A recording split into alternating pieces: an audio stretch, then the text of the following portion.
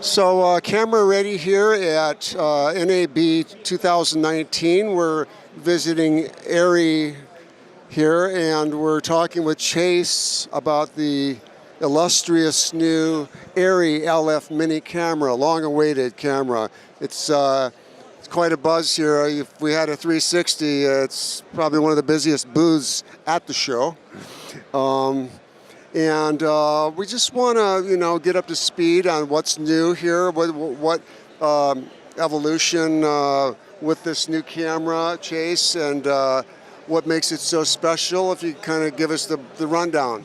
Gotcha. Fantastic. Well, thanks for joining us. Yes, as you can tell, we're quite busy because we introduced our new baby about a week ago, the Alexa Mini LF. So what we did with the Alexa Mini LF is we took the large format sensor present in the full-size Alexa LF we introduced last year. We tried to, of course, fit it in a mini body, and we succeeded. As you can see, it's not really any bigger at all than the normal Alexa Mini, and it's only about 0.6 pounds heavier at 5.7 pounds. So still very much a mini camera, but with a very large sensor. So if you remember last year, the Alexa LF, we introduced the large format ARRI look and a camera that you could buy before you had the Alexa 65, which is a rental only camera, but it's very successful. So based on that, we took two of our Alexa sensors that are in the Mira, the Alexa cameras, and we put them together and print them on a single piece of silicon. So you got twice as big of a sensor that was a little bit bigger than full frame photo in terms of size. And last year we had the full size Alexa LF as the camera with that sensor, and now we have the Mini LF. So not only does it have the same sensor as the LF, but it has the same recording modes built into the camera. So you can record the entire sensor, you can record 239 flat, 4K UHD of the sensor, but the total resolution is 4.5K in open gate. You can shoot an ARRI RAW and ProRes just like the Alexa LF. The lens mount is an LPL mount just like the Alexa LF, and you can pop in an adapter that turns it right back to a normal PL camera, so it pops in really easily. You don't need to unscrew anything. It's the same adapter we've been shipping with the Alexa LF, which is fantastic. We have a brand new viewfinder, so it's a new viewfinder design, not the same viewfinder as the Mini or a Mira. What we're doing here is we now have a 4-inch screen instead of a 3.5-inch screen. It's a great display. It's much better color and contrast on the display itself, higher quality, higher brightness. We have the same EVF2 eyepiece and LED engine inside, OLED engine I should say, same OLED engine inside the EVF2 for the Alexa LF. So right now it's about 350 nits brightness, which makes it a little bit brighter than the viewfinder in the Mini currently, but it actually can go up to 500 nits, and a future software update will offer HDR viewing inside the viewfinder, so the HDR OLED viewfinder. What's really cool about the viewfinder is a couple of other little things. First of all, it's kind of weather sealed, so all the buttons are protected for moisture not to get in. It's got an eyepiece heater built into the viewfinder already as part of the system. Then you have at the bottom a headphone jack, so you can actually monitor audio, which is also weather sealed, by the way. Then you have a lock switch, and all the buttons are very tactile, so they have different little embossed shapes on them, so you can feel what button you're on by just the feel of the button, because you have that little embossing on it, which is really nice. The viewfinder is very, very fast, as you can see by the menu. It's super, super, super fast, which is fantastic. You have two built-in microphones at the front of the camera for scratch audio. You have ND filters built into the camera like the normal Mini, but now, instead of going to 2.1, we now have 1.8 as the maximum ND, because we had a lot of customers say we like it in two-stop increments, so you have 0.6, 1.2, and 1.8 ND instead of 2.1 on the normal Mini. Now we have a new side panel for the new media, so we're now recording to codex compact drives instead of CFast due to the high data rates. So this drive can take up to 60 frames ARRI RAW 239 or 40 frames ARRI RAW open gate, which is the maximum frame rate of the camera, and it can go right onto these drives. You can do ProRes or ARRI RAW. It's 1 terabyte in capacity, 8 gigabits per second. They're very small, very durable, made by Codex in England, so super reliable. Simply pops into the side of the camera like so. It's very easy to access. Boom. Ready to go. So 1 terabytes will be offered at the launch of the camera, which is great. It has a new viewfinder connector. This viewfinder connector is amazing because it has no keyway. It can go any which way. You don't even have to look how you're going to put it in, and you're good to go. There's no such thing as the wrong way. That's convenient. Really awesome. And you can actually run the viewfinder cable up to 10 meters or 33 feet away from the camera, which is great when you need to control the camera when it's far away, underwater. So the old viewfinder, you couldn't even run more than 6 feet. Now you can go up to 33 feet, 6 user buttons instead of just 3, which is great. If we turn the camera around, you can actually see you have a Wi-Fi antenna, a second Wi-Fi antenna for better Wi-Fi reception. You have the same great ARRI lens control system. I'm going to keep turning it. And now you have, where the old viewfinder connector was, you have a timecode connector. You now have a standardized BNC for sync for black level, tri-level black burst for camera synchronization with Genlock for multicam. You now have a new audio connector that has extra pins on it for 12-volt power, so that you can power an audio box with one connector instead of two separate ones. Then you have here 12-volt 2-amp 2-pin LEMO output for power. You have a 3-pin 24-volt Fisher-style RS connector that we've had on all our cameras for 24-volt power and run stop. And you've got Ethernet and EXT connectors like on the normal Mini, same power connector as a normal Mini, and this camera is 12 volts. It will run off normal gold mount or V-mount batteries. It will accept 24, but it does not require 24 volts of power like the full-size LXLF. Now obviously to squeeze everything in here, we have lost some of the features of the full-size LXLF. There is no wireless video, there is no independent outputs. There's 4 independent outputs on the full-size LF, and the full-size LF can go to 150 frames in ARRI RAW or 90 frames in Open Gate, where this is limited to 60 or 40 in Open Gate. So, of course, to make the camera smaller, you will lose some of the features compared to the full LF, but you're going to even gain some features compared to the normal Mini, which is great.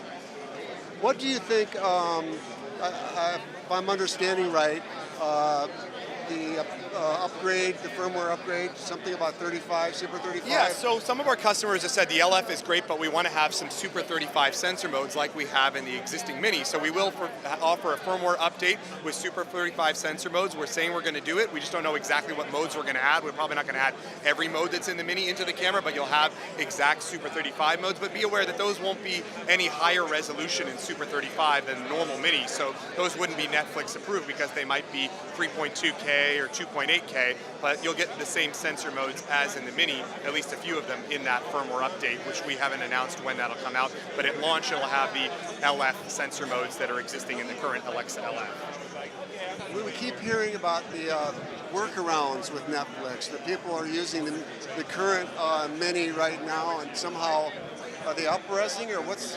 That is not the case. Netflix currently does not accept that. That would not be allowed at all. Okay. Yes, so currently if you want to shoot with Netflix with an ARRI camera, you can use the Alexa LF, which we've been shipping since last year, or you can use the Alexa 65, the large format rental-only camera, which shows like Altered Carbon has used, Roma used, a variety of Netflix productions. But now a lot of them like the Alexa LF because they don't need to go all the way to the 65. Some, of course, cinematographers, they want the 65, but in terms of lensing, size, power, data, the 65 is of course a beast. It's a great camera, but the LF fits somewhere between the two, which is a nice middle ground for a lot of people. Okay, so this camera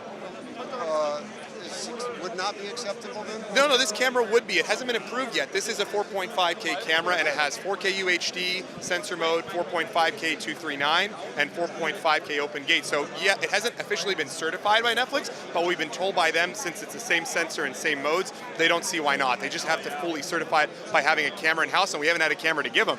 So they haven't had a chance to fully certify it yet, but they told us right off the bat, it has the same sensor modes. We don't see why we won't certify it. It just has to go through the due process. But to be fair, the normal Mini and the Numira, they're only 3.2K, so they would not be accepted. And the price point, what?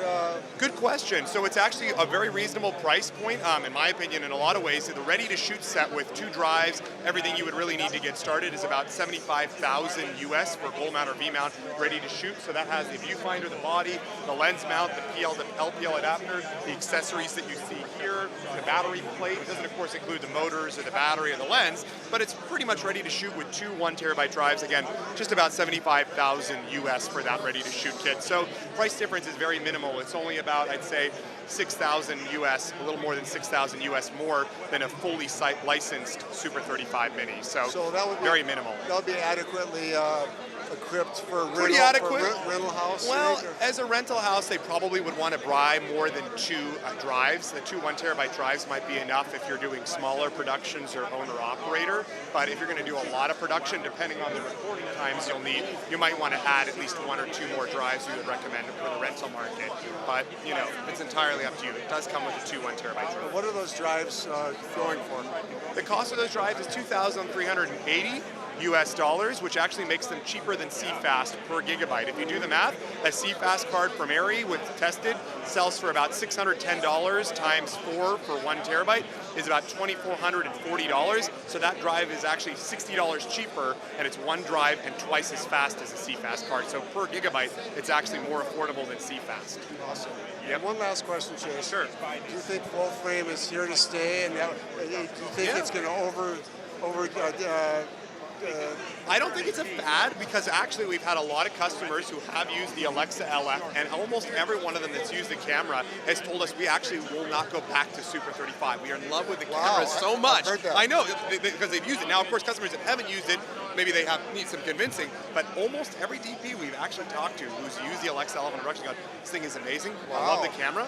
And I won't go back to Super 35. Now, there has been other customers that have said, it's great, I understand it, and we really do believe in more of a middle road where there's room for both. It's, 50-50. There's room for Super 35, there's room for large format, and for some things, large format's just better, some things Super 35 is better, and then, of course, there's a creative choice of cinematographer, which we can't comment on. So we have customers that say, we love Super 35, I don't really feel like I need or have that much advantage large format, and then we have the customers that have used it and have said, just spectacular things. That's their new way of doing it. Well, we love it. What we've seen from it, and you do have a booth here showing showing some footage. Yeah, so we'll run some footage on our TVs, but it only comes on every once in a while in our booth. But there is all the show reels are available online on the ARRI website. Yes. So yeah, on the ARRI website.